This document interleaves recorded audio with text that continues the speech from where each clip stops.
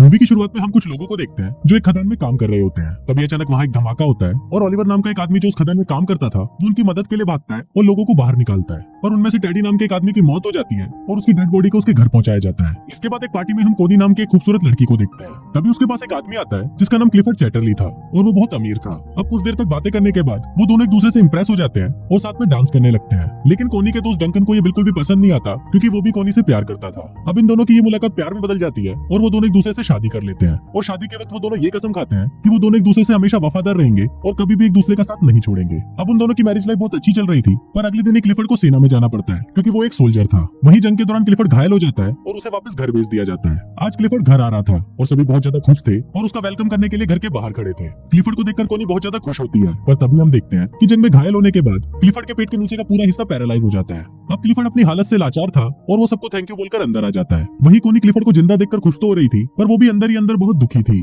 उनकी खुशियों भरी जिंदगी में कभी ऐसा मोड़ भी आएगा ये किसी ने सोचा नहीं था। इसी बात से दुखी होकर क्लिफर्ड खुद को मारने की कोशिश भी करता है, पर तभी कोनी उसे रोक लेती है और वो उसे विश्वास दिलाती है कि वो हमेशा उसके साथ रहेगी। अब इसकी दूसरी तरफ हम ओलिवर को देखते हैं जो अपनी मंगेतर को लेटर लिख रहा होता है। इस बार ओलिवर किसी खदान में काम नहीं कर रहा था, बल्कि इस बार वो जंग में था। कुछ दिनों बाद जब ओलिवर अपने घर आता है तो वो अपनी मंगेतर को किसी दूसरे आदमी के साथ देख लेता है और वो उससे बिना मिले ही वहां से चला जाता है। कुछ दिनों बाद ओलिवर काम मांगने के लिए क्लिफर्ड के पास जाता है। फिर जब क्लिफर्ड उससे बात कर रहा होता है तब उसे पता चलता है कि ओलिवर जंग में उसी के अंडर काम कर रहा था। क्लिफर्ड इससे काफी इंप्रेस होता है और वो ओलिवर को उनके पक्षों का ख्याल रखने का काम देता है। अपाहिज होने की वजह से क्लिफर्ड अपने लिए एक गाड़ी खरीदता है और जब वो उसमें बैठकर घूमता है तो उसे लगता है कि मानो उसके पैर वापस आ गए हैं। फिर एक दिन वो कोनी के साथ ओलिवर के पास जाता है। ओलिवर जंगल में बने हुए एक कॉटेज में रहता था और पक्षियों की देखभाल करता था।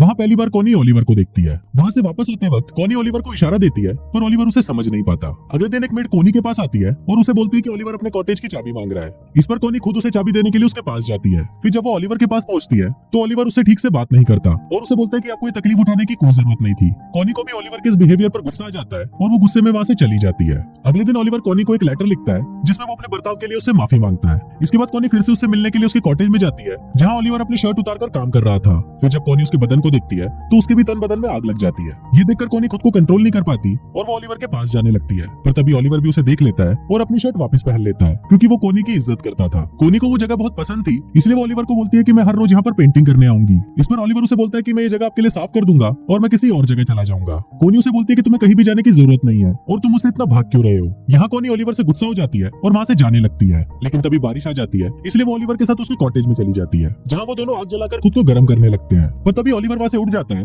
क्योंकि वो कोनी के इरादे समझ रहा था। कोनी उससे पूछती है कि तुम मुझसे दूर क्यों भाग रहे हो, तो ओलिवर उसे बोलता है कि मैं तुमसे दूर नहीं भाग रहा, बस मैं डर रहा हूँ क्योंकि अगर क्लिफर्ड को हमारे बारे में पता चल गया तो मेरी नौकरी चली जाएगी। अब क्योंकि ओलिवर ने कोनी को गर्म करके ठंडा ही छोड़ दिया था, इसलिए वो वहाँ से अपने घर चली जाती है। एक दिन कोनी क्लिफर्ड को बोलती है कि मुझे बहुत अफसोस है कि हमारा कोई बच्चा नहीं है। इस पर क्लिफर्ड उसे बोलता है कि मैं बहुत कोशिश कर रहा हूँ और वो अपने शरीर को ठीक करने के लिए उस पर करंट के झटके देने लगता है। क्लिफर्ड दर्द से बहुत चिल्ला रहा था और फिर जब आखिरी में कोनी से उसका दर्द देखा नहीं जाता तो वो क्लिफर्ड को रोक देती है। अब क्लिफर्ड इस काम में नाकाम हो गया था, इसलिए वो रोने लगता है। अब इसके अगले दिन कोनी जंगल में जाती है और वहाँ पर बैठकर एक डायरी पढ़ने लगती है, पर तभी उसे ओलिवर के काम करने की आवाज सुनाई देती है और वो तुरंत उसके पास चली जाती है। जहाँ पहुंचकर वो छोटे चूजों को देखती है और उनको देखकर रोने लगती है। उन बच्चों को देखकर वो अपने बच्चे को याद करती है जो शायद अब कभी भी पैदा नहीं होगा। अब कोनी को रोता हुआ देखकर ओलिवर उसके पास आता है और उसे गले लगा लेता है। अब ओलिवर भी कोनी को पसंद करने लगा था, इसलिए वो उसे अपने साथ अपने कॉटेज में ले जाता है जहाँ वो दोनों गपागप करते हैं। अब कोनी पूरे दिन ओलिवर के साथ ही रहती है और फिर जब शाम होने को आती है तो ओलिवर उसे घर छोड़ने उसके साथ जाता है। जाने से पहले कोनी ओलिवर से पूछती है कि तुमने जो किया है क्या तुम्हें इसका कोई पछतावा है, जिस पर ओलिवर उसे बोलता है कि नहीं,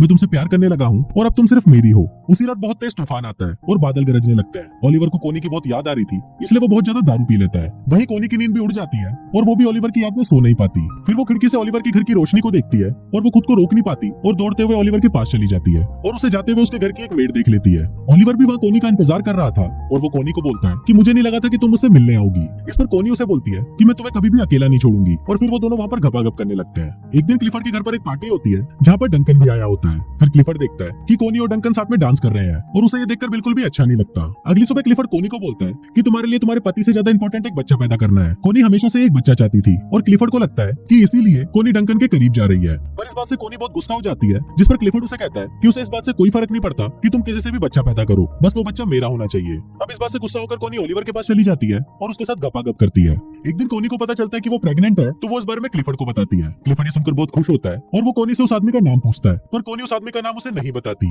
एक दिन क्लिफर्ड ओलिवर से मिलने उसके पास जाता है और वो कोनी को भी अपने साथ चलने को बोलता है। अब वो दोनों जा ही रहे होते हैं, पर तभी ओलिवर पीछे से आता है और वो कोनी को किस करने लगता है। अभी दोनों किस कर ही रहे होते हैं, पर तभी क्लिफर्ड कोनी को आवाज लगाता है। दरअसल क्लिफर्ड की गाड़ी कीचड़ में फंस गई थी। तभी वहाँ पर ओलिवर आता है और वो उसकी गाड़ी को धक्का लगाने लगता है, पर इसी दौरान वो जोर जोर से खांसने लगता है। दरअसल ओलिवर जब खदान में काम करता था तो उसके लंग्स खराब हो गए थे। अब फाइनली ओलिवर उसकी गाड़ी को कीचड़ से निकाल देता है और खांसता हुआ वहाँ से चला जाता है। थोड़ी देर बाद कोनी ओलिवर के पास आती है तो ओलिवर उसे गुस्से में बताता है कि उसने 12 सालों तक उनकी खदानों में काम किया और अपने लंग्स खराब किए और इसके बाद उसे जंग के लिए फ्रांस भेज दिया गया। वो बोलता है कि मेरी लाइफ तुम लोगों जैसी नहीं है, इसलिए तुम अपने पति के पास चली जाओ। अब एक दिन कोनी की मेड मिस बोल्टन ओलिवर के कॉटेज में आती है, जहाँ उसे कोनी की डायरी मिलती है और उस डायरी को देखकर उसे समझ आ जाता है कि कोनी के पेट में जो बच्चा है वो ओलिवर का है। एक दिन क्लिफर्ड आने वाले बच्चे की खुशी में अपने घर पर एक पार्टी रखता है, पर तभी वहाँ पर मिस बोल्टन आती है और वो क्लिफर्ड को बता देती है कि कोनी के पेट में जो बच्चा है वो ओलिवर का है। फिर जब कोनी क्लिफर्ड से मिलती है तो क्लिफर्ड उससे बहुत नाराज हो जाता है। इसके बाद कोनी मिस बोल्टन के पास जाती है और उससे पूछती है कि तुम्हें ये बात किसने बताई, पर इस पर मिस बोल्टन उसे कुछ नहीं बताती। अब कोनी को लगता है कि शायद मिस बोल्टन को ओलिवर ने बताया होगा, पर मिस बोल्टन उसे बोलती है कि उसने उसे कुछ नहीं बताया।